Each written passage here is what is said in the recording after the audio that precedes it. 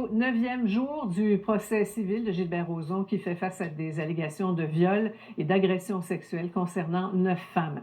Et les plaignantes ont reçu un appui de taille. Julie Snyder a raconté une agression qu'elle aurait subie il y a 33 ans dans un appartement parisien. Sans réclamer d'argent, elle espère donner du poids aux arguments des demanderesses que l'accusé nie en bloc. Yves Poirier. Votre témoignage arrive au moment où il y a un verdict majeur en France. Est-ce que la honte doit changer de camp, Mme Snyder? Je vais réserver mes commentaires pour le tribunal pour l'instant. C'est pas la meilleure journée de ma vie, disons.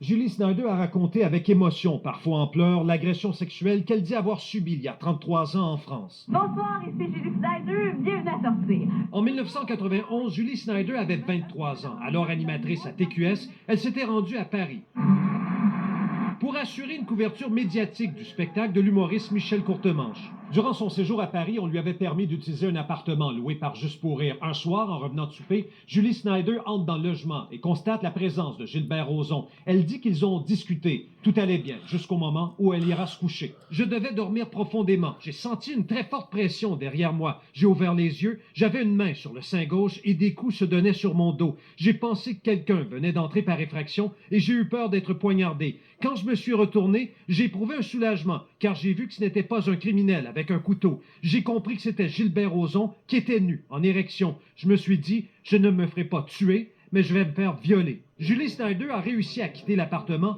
précisant avoir couru jusqu'aux Champs-Élysées, qui se trouvaient à proximité. Que justice soit rendue, c'est pour ça qu'on est ici. L'ex-magnat de l'humour réfute ces allégations. Dans un autre dossier, il poursuit même en diffamation Julie Snyder et Penelope McQuaid pour la somme de 450 000 $ en raison de propos qu'elles ont tenus en 2019 à la télé. Qu'est-ce que dit cette poursuite en diffamation? Elle a été diffusée, que tout ce qu'elle a raconté à la télévision était faux.